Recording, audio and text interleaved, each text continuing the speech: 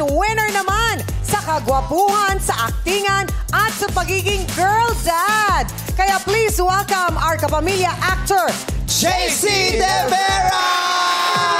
Ayala! Nagbabalik! JC! Yes! Hi, Who's JC?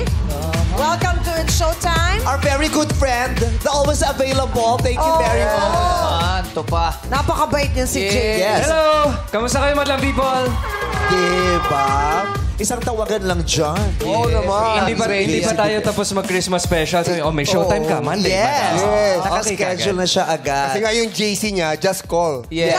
Just call siya, kaya just call De Vera. Bagay rin pala kayo, TC ka eh. Talent coordinator. Lahat. Lahat. All around. Oh, editor na lang, hindi ko na mapasok dito talaga. Hindi ko kaya yung editor. Mahirap. Tsaka choreographer. Yeah. Hindi ko na mapasok yung choreographer. Ayan, breadwinner ka ba? Bago ka yes. nag-asawa, bago ka nagkaroon ng sarili mong pamilya? Bago ako magkaroon ng family, parang half-half.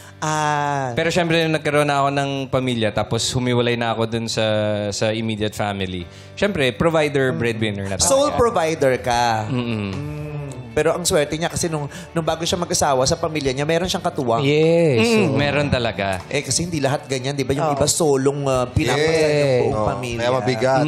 Ngayon, lucky talaga ako kasi yun ang pangasawa ko. Syempre, malaki yung tinutulong sa akin. Kumbaga, hindi lahat ng burden na sa shoulders ko. Ano yung gusto mong matutunan ng anak mo about responsibility paglaki niya? Dapat talaga, yung resilience.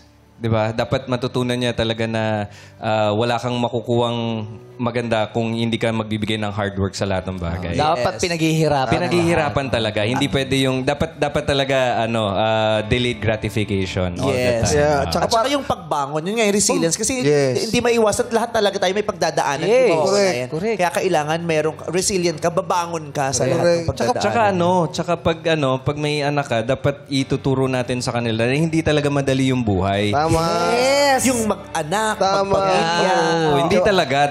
Kasi akala nung iba dapat mabait tayo palagi. Hindi, dapat tayo maging mabait talaga sa mga anak natin. Pero ituturo natin sa kanila na, alam mo yun, hindi, pag lumaki kayo, hindi madali ang buhay. May disiplina yan dapat. Yung reality ng life. At saka, pag tumanda kayo at wala kayong ginagawa nung bata kayo, magsisisi kayo.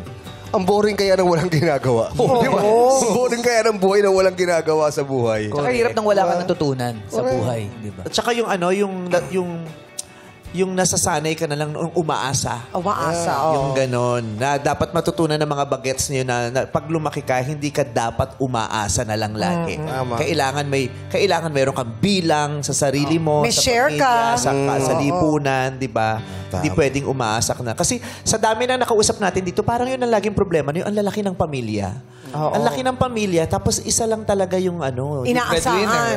inaasahan. Tapos napakadaming mga anak, yung mga ganyan. Si JC, ilan ang anak mo? Isa pa lang. Dalawa. Dalawa. Tapos isang upcoming. Wow. Parang pelikulang upcoming. Upcoming. Dalawa yung now showing. Sa'yo yung upcoming. Di ba? Sa'yo yung upcoming.